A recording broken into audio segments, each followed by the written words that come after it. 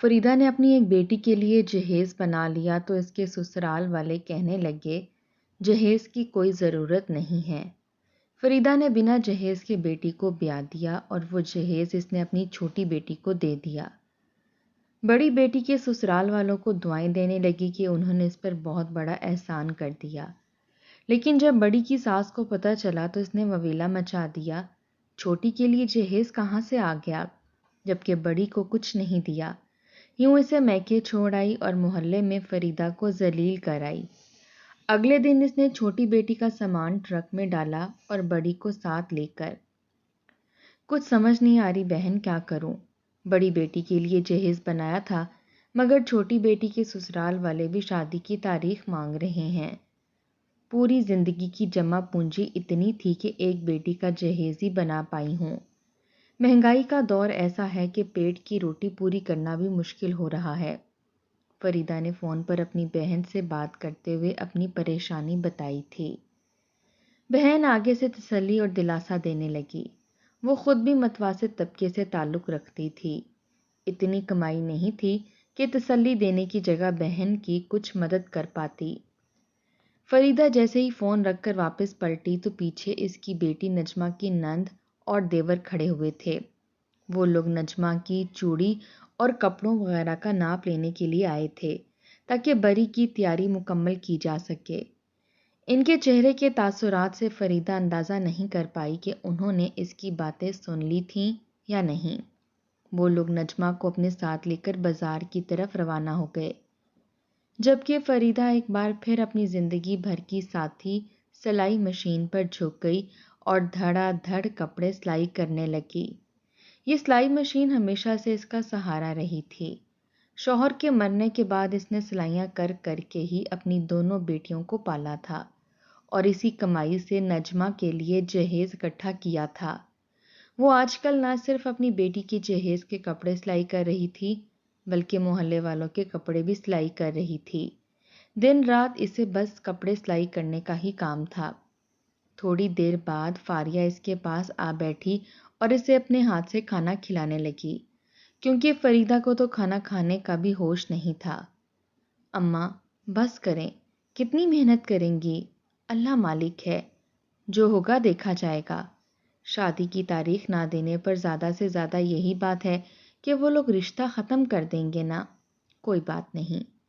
سر جھکائے فاریہ روٹی کا نوالا بنا رہی تھی اور ساتھ ہی اپنی ماں کو بھی تسلی دے رہی تھی، جبکہ فریدہ نے اس کی بات پر پلٹ کر اسے دیکھا۔ اللہ نہ کرے ایسا ہو، اتنا اچھا رشتہ ہے، ہاتھ سے جانا نہیں چاہیے۔ آج کل کہاں ملتے ہیں ایسے شریف اور اچھے لڑکے؟ تم بچوں والی باتیں مت کرو۔ ماں کی بات سن کر فاریہ مسکرا دی تھی۔ اسے ہمیشہ ہی اپنی ماں پر رشک آیا کرتا تھا، جو اتنی مصیبتوں کے وقت بھی بالکل پرسکون رہا کرتی تھی۔ شادی کی تیاریاں زوروں پر تھیں۔ چھوٹی کے سسرال والے شادی کی تاریخ لینے پر اصرار بھی بڑھا رہے تھے۔ ایک دن دروازے پر دستک ہوئی۔ فریدہ نے جا کر دروازہ کھولا تو اس کا ہونے والا داماد اور نجمہ کی شادی شدہ نند اور اس کا شوہر کھڑے ہوئے تھے۔ انہوں نے اندر آنے کی اجازت مانگی تو فریدہ نے انہیں اندر آنے کی اجازت دے دی۔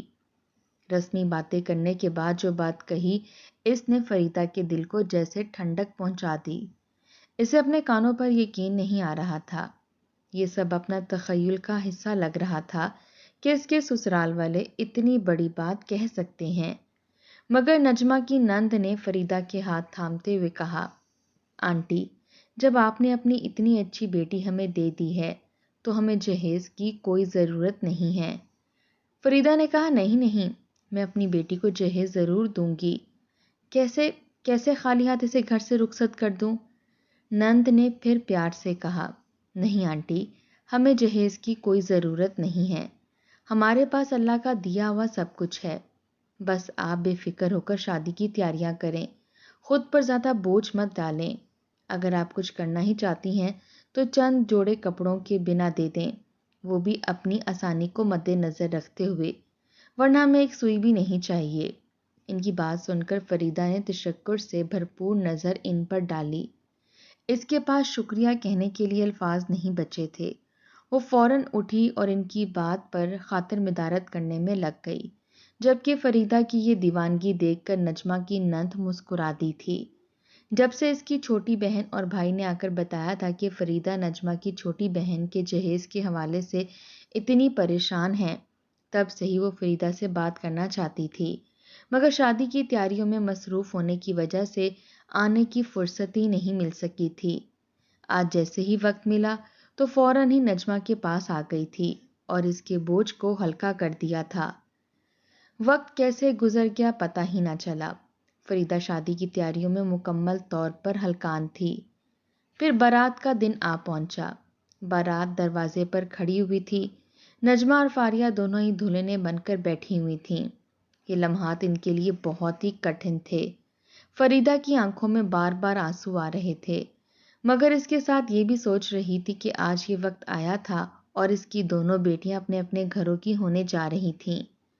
فریدہ پہلے فاریہ کی شادی الگ سے کرنے کا ارادہ رکھتی تھی، مگر جب نجمہ کے سسرال والوں نے جہیز کا سامان لینے سے انکار کر دیا تھا تو فریدہ نے خوشی خوشی فاریہ کے سسرال والوں کو شادی کی تاریخ دے دی تھی، کیونکہ جو سامان اس نے نجمہ کے لیے بنا رکھا تھا وہی اب وہ فاریہ کو دے رہی تھی۔ شادیاں خیر سے انجام پا گئیں، مگر شادی کے بعد وہ ہوا جس کی فریدہ نے کبھی توقع ہی نہیں کی تھی۔ اسے لگا تھا کہ آزمائشوں کے دن ختم ہو گئے ہیں، ذمہ داریاں پوری ہو گئی ہیں، مگر یہ اس کی بھول تھی۔ ذمہ داریاں تو ابھی باقی تھیں، آزمائشیں تو ابھی اس کے سر پر منڈلا رہی تھیں۔ نجمہ کی شادی کے چند دن بعد ہی اس کی اصل کہانی شروع ہو گئی۔ بظاہر تو سب کچھ اچھا لگ رہا تھا، لیکن گھر کے اندر کے حالات کچھ اور تھے۔ ساس ہر وقت اس پر نظریں جمائے رکھتی۔ وہ ذرا سی دیر کھانے میں لگا دیتی یا پانی دیر سے لاتی تو ساس کی باتیں شروع ہو جاتی۔ تم جہیز لے کر نہیں آئی ہو تو کم از کم خدمت تو اچھی کر سکتی ہو۔ تمہاری ماں نے ہمیں کچھ دیا نہیں ہے، تو اب تمہیں دن رات اس کمی کو پورا کرنا ہوگا۔ نجمہ سر جھکائے سب کچھ سنتی رہتی۔ اسے اپنی ماں کی باتیں یاد آتی کہ بیٹی سسرال میں صبر اور برداشتی عورت کا زیور ہوتا ہے۔ نجمہ یہ سوچ کر خاموش رہتی کہ وقت کے ساتھ سب ٹھیک ہو جائے گا، لیکن وقت کے ساتھ حالات اور بگڑنے لگے۔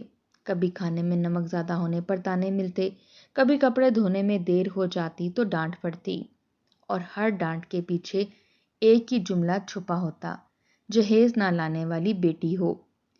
ایک دن نجمہ کی ساس نے سامنے بیٹھ کر کہا: تمہاری ماں نے اپنی چھوٹی بیٹی کو سب سامان دیا، تمہیں کچھ نہیں دیا، یہ کیسا انصاف ہے؟ نجمہ کے دل پر جیسے کسی نے پتھر رکھ دیا۔ اس کی زبان خشک ہو گئی۔ دل چاہا کہ سب کچھ بتا دے کہ وہ سامان بھی میری ہی قسمت کا تھا، لیکن حالات کی وجہ سے اماں نے چھوٹی کو دے دیا۔ مگر وہ خاموش ہو گئی۔ آنکھوں میں آنسو آ گئے، لیکن اس نے کچھ نہیں کہا۔ اس کی چپ کو کمزوری سمجھ کر ساس اور بھی شیر ہوتی گئی۔ ساس روز یہی بات دہراتی رہی۔ کبھی نندوں کے سامنے کہتی کہ یہ تو خالی ہاتھ آئی ہے، کبھی محلے کی عورتوں کے سامنے کہتی کہ اس کی ماں نے ہماری عزت خاک میں ملا دی ہے۔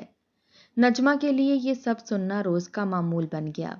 وہ اکیلی بیٹھی ماں کو یاد کرتی اور دل ہی دل میں سوچتی کہ کاش میں اماں سے سب کچھ کہہ سکتی، لیکن وہ ماں کو دکھ دینا نہیں چاہتی تھی۔ شادی شدہ بیٹی اپنے دکھ سکھ یا تو اپنی ماں کے ساتھ بانٹ سکتی ہے یا پھر اپنے شوہر کے ساتھ۔ ماں کو تکلیف نہیں پہنچانا چاہتی تھی، جو اس کی ذمہ داری سے سبکدوش ہو کر مطمئن تھی، اور شوہر کو دیار غیر میں پریشان نہیں کر سکتی تھی۔ وہ جانتی تھی کہ اس کا شوہر دل کا بہت اچھا ہے۔ اگر اسے وہ سب یہ بتائے گی تو یقیناً وہ اپنی ماں سے جھگڑے گا، ناراض ہوگا اور پریشان ہو جائے گا۔ قسمت نے اگر اسے اتنا اچھا شوہر دے دیا تھا تو اسے بالکل بھی کسی پریشانی میں مبتلا نہیں کرنا چاہتی تھی، اور نہ ہی اسے ماں کی نظروں میں برا بنانا چاہتی تھی۔ اس لیے چپ چاپ سب باتیں برداشت کرتی رہی۔ اسے پورا یقین تھا کہ ایک نہ ایک دن حالات بدل جائیں گے اور اس کی ساس اس کی اچھائیوں کی قائل ہو جائے گی، مگر اس کی یہ حسرت ہی رہی۔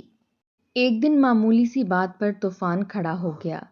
نجمہ نے چولہے پر دال رکھ دی تھی۔ ساس نے کہا: تم نے مرچ کیوں کم ڈالی ہے؟ نجمہ نے کہا کہ بس ذائقہ ٹھیک ہے۔ بس یہ سننا تھا کہ ساس آگ بگولا ہو گئی۔ بولی ذائقہ تم کیا جانو، تمہارے پاس جہیز ہوتا تو شاید تمہیں عقل بھی آ جاتی، ایسے خالی ہاتھ آنے والی بہو کو ہم نے کب کہا تھا بیانے کے لیے، تمہاری ماں نے ہمیں دھوکہ دیا ہے، ہمارے بیٹے پر بوجھ ڈال دیا ہے۔ نجمہ نے ہاتھ جوڑے لیکن ساس کا غصہ کم نہ ہوا۔ اس نے گھر کے سب لوگوں کو بلا لیا اور کہا کہ آج سے یہ لڑکی ہمارے گھر نہیں رہے گی، جسے جہیز دینا نہیں آیا اسے بہو بنا کر رکھنے کا بھی کوئی فائدہ نہیں۔ نجمہ روتی رہی، ساس نے دروازہ کھول کر کہا نکل جاؤ ہمارے گھر سے، ہمیں ایسی بہو کی ضرورت نہیں ہے۔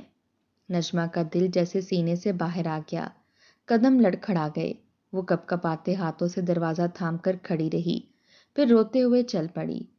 راستہ اس کے لیے دھندلا سا ہو گیا، آنکھوں سے آنسو بہہ رہے تھے، دل میں ایک ہی خیال تھا کہ اب ماں کے پاس جانا ہے، ماں ہی ہے جو اس دکھ کو سمجھ سکتی ہے۔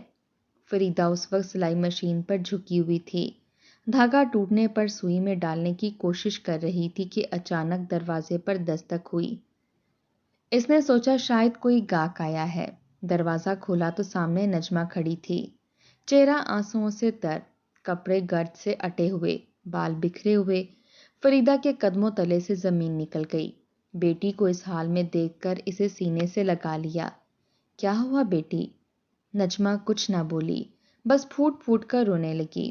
ماں نے پھر سوال کیا، اندر لے گئی، پانی پلایا اور بٹھایا۔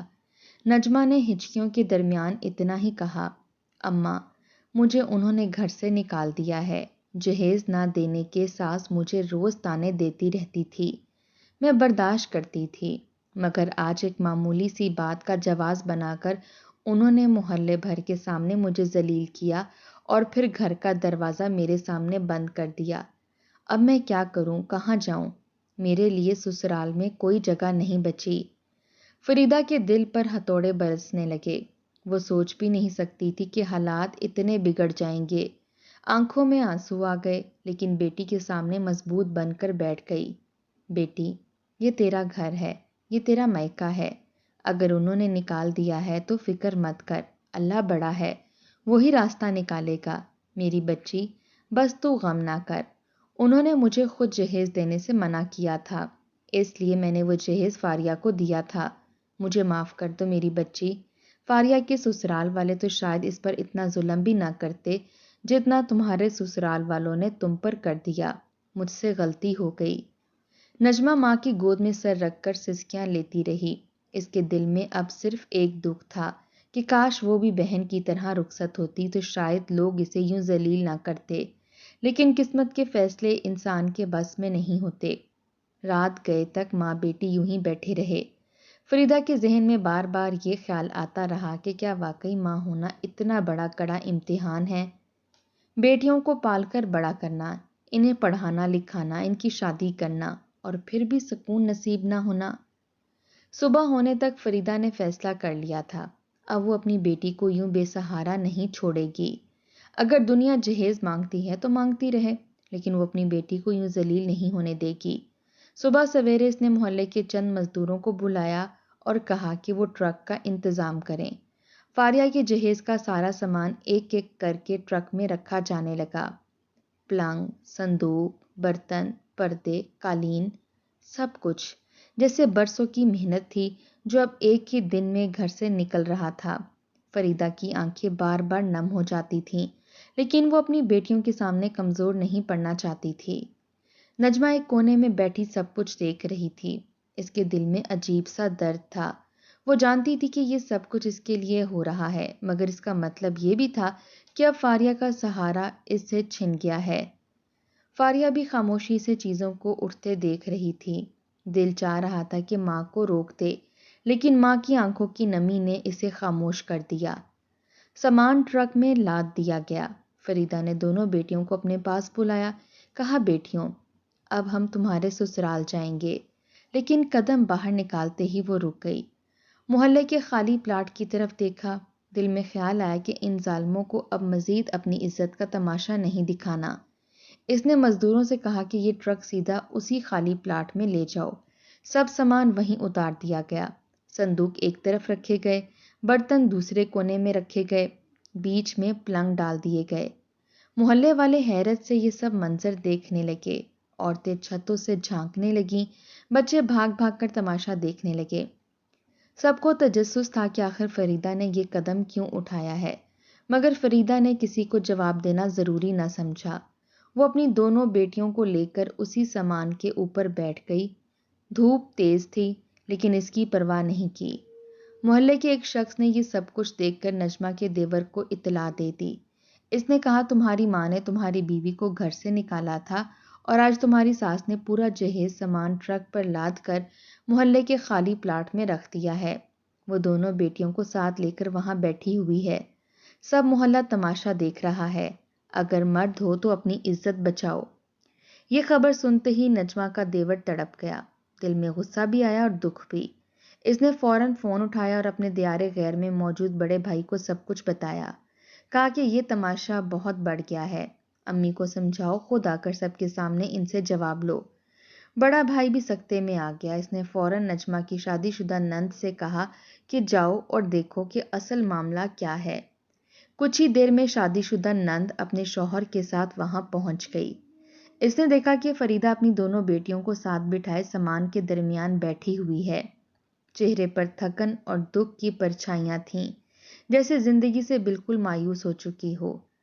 نجمہ ماں کے کندھے سے لگی ہوئی رو رہی تھی۔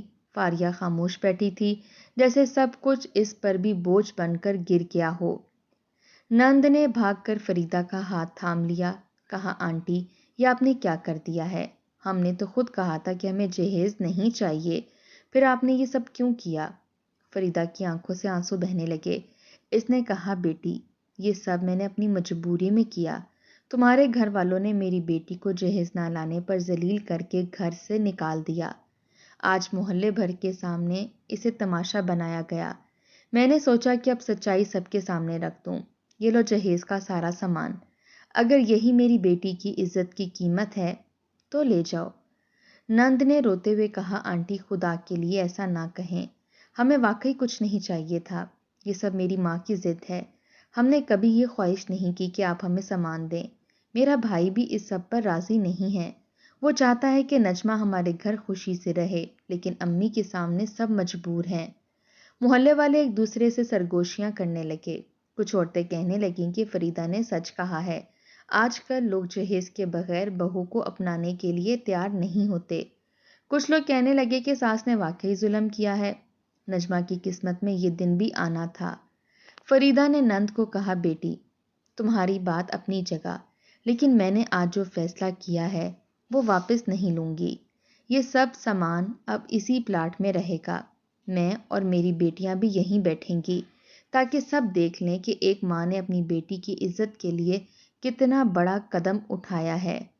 نجمہ کا نندوئی جب یہ سب سنتا رہا تو اس کے اندر آگ بھڑکتی گئی۔